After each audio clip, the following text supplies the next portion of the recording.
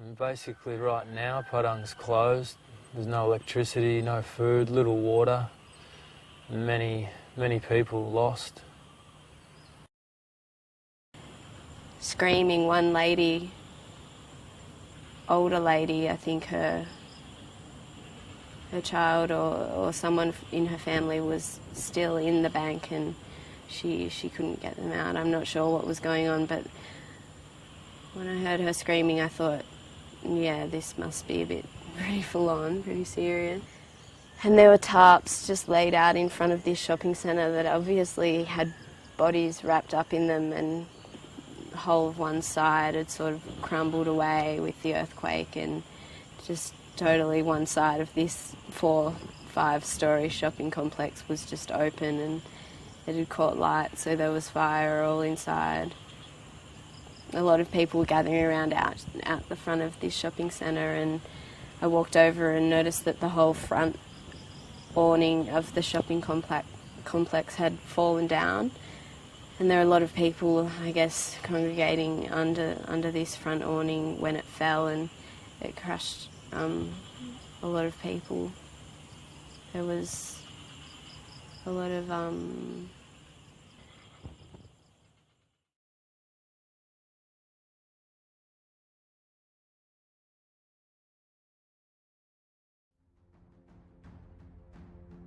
It was like a nightmare the whole evening. My only thought was, if we get through this day and everybody's alive, it'll be as good as it gets. There it is, right here, right here. Oh my gosh. It's okay. We're out. It was definitely the worst night of my life.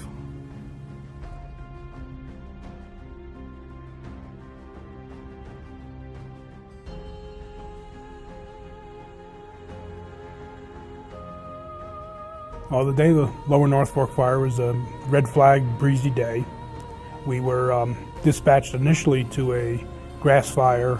We had sent Assistant Chief Page up onto a ridge to get a good, overview of the fire. When that fire made that turn and went through that gully, it started running up towards where I was. When it took off fast. One couple died at their home, and then one woman also died at her home. It just kept happening and happening all summer long. Traditionally, March was the snowiest month of the year around here. This past March, we had no snow at all, basically summer-type conditions. And that lengthening season is causing changes in the fuels. We're seeing, the fuels start to grow earlier in the season, and so they dry out earlier. Climate change is very real. It's changed my entire life. This year was our most destructive fire season. 2 most destructive fires in Colorado's history occurring at the same time. It's different. It's a different world.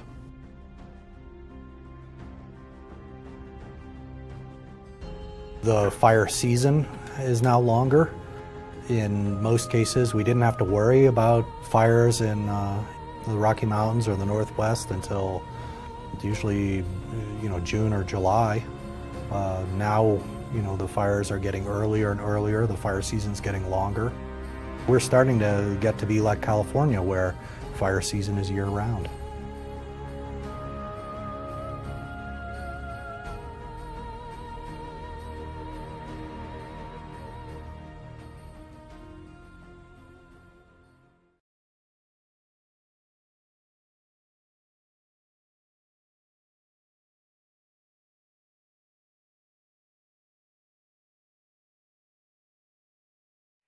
The animation that you're about to look at shows specific responses of seismic innovations on the New Bay Bridge. The animation is only done to show you what the potential response could be for these areas. As we come in, you see that the 2 major fault lines are the Hayward Fault and the San Andreas Fault, located on either end of the Bay Bridge. During a large-scale earthquake, you'll get movement on every part of the bridge. It's more subtle here on the Skyway, yet it's more pronounced when you come over to the self-anchored suspension side of the bridge. Now here you can see the difference between the 2 structures as they move in a large-scale event.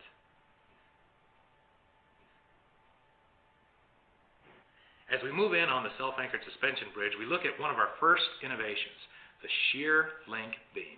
What a shear link beam does is it allows the 4 legs of our main tower for the self-anchored suspension bridge to move independently during an earthquake. It takes the energy from that earthquake. Here you can see a simulation of that movement. All 4 legs of the bridge are moving independently and not being damaged, while the shear link beam bends and contorts, taking that energy. Another innovation that we have in the same way is called our hinge pipe beam. With our hinge pipe beam, we've created an area called a fuse. It's the same concept as a shear link beam, where one specific area is designed to bend and contort with an earthquake, while allowing the rest of the bridge to move. As we back off, we can take a look at the battered pile section for the Skyway. The Skyway is 1.2 miles long, and it is supported by 160 8.5-foot diameter, 300-foot long piles, and they allow the structure to have better movement in a large-scale seismic event.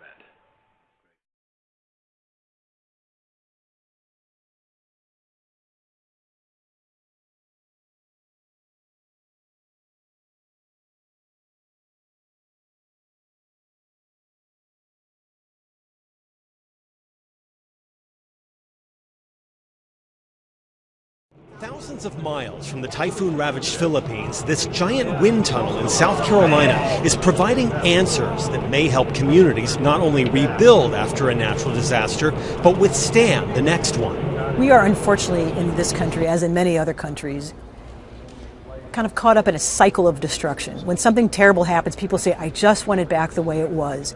And maybe that's not the best thing to do. Maybe we should take lessons from these disasters and instead of putting things back the way they were, build better. The Insurance Institute for Business and Home Safety's research center can simulate natural disasters ranging from a Category 3 hurricane to this wildfire test, which demonstrates how wind-blown embers interact with a full-scale house.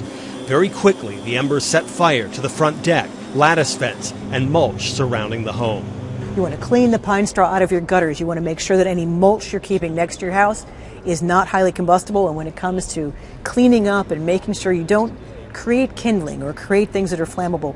About 1/3 of U.S. homes are located in areas near wild vegetation, but researchers say simple changes in the way builders construct homes and the way homeowners maintain them can reduce the risk of wildfire damage. When it comes to property damage, researchers say the biggest concern is not the flames themselves, but the embers, which often enter through external vents into the attic and ignite supplies stored inside. From here, IBHS is launching several weeks of intense wildfire research, focusing on ways to improve vents and keeping the embers outside. In Richburg, South Carolina, Jonathan Seri, Fox News.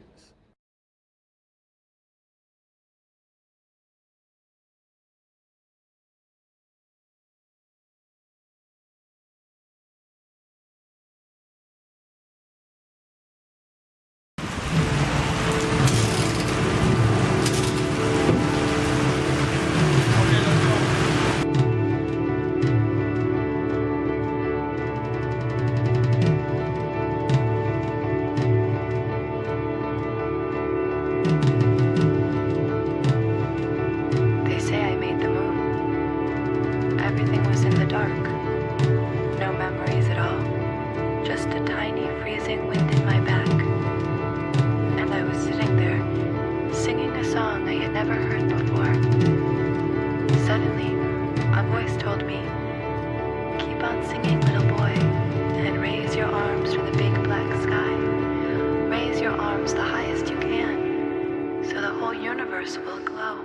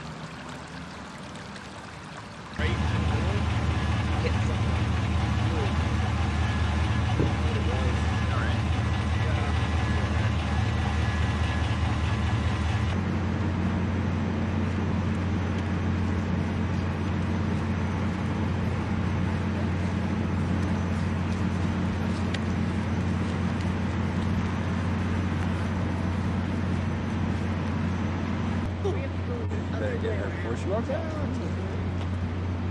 Look at this dog. That's fun.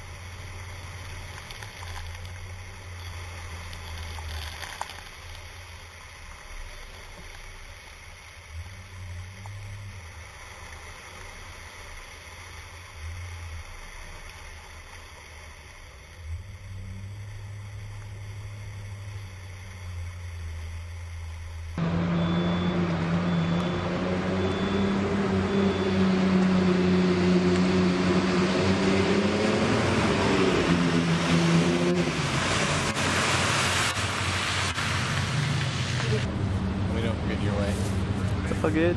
Ouais.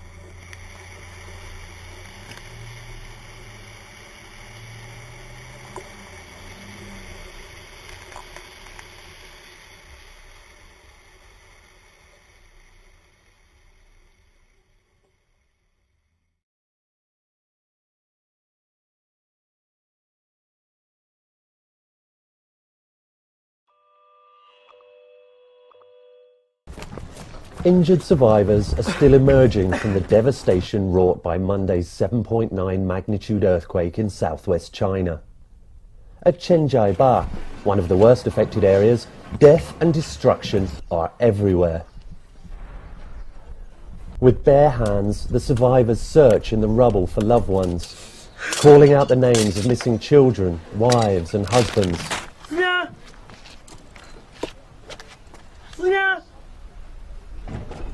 This is all that's left of Yang Taiyin's home. 我的妻子吧，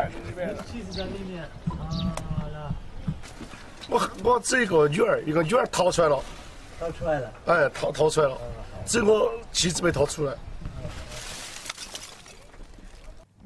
我们看嘛，我们都是地震前的一天，我们到北京去，降落回来，第二天就要地震了。我们安徽一天就躲过了，这都是大个人民大会堂。With the same rudimentary tools, Chinese troops have hiked to this remote area to lead the relief operation. Even the world's biggest army is struggling to cope with disaster on such an immense scale. A few survivors are carried to safety, but locals say hundreds, possibly thousands of others are buried under rubble or landslides. The rescue mission is interrupted by a sudden order to evacuate. Everybody's been told to leave. Getting quite close to sunset. Time to return to the evacuation camp. There's still fears of aftershocks. A lot of structurally unsound buildings. Quite possibly after a while there'll be the threat of disease. But the soldiers are going and we've been told so must we. Troops carry out the elderly and infirm across a collapsed bridge. Others flee with what little is left of their belongings. Many still don't know how much they lost during the quake, though they carry painful memories of that day, none more so than this boy, Yang Yan. 在教室里吗？那怎么跑出来的？这还没回去，在看家的。你家在哪住？在这儿呢。家里还有什么人？家里还有爸爸、我妈还有姐姐。哦，他们在哪儿？不晓得。 Like many survivors, the 12-year-old faces a grim and uncertain future. 你下一步打算怎么做呢？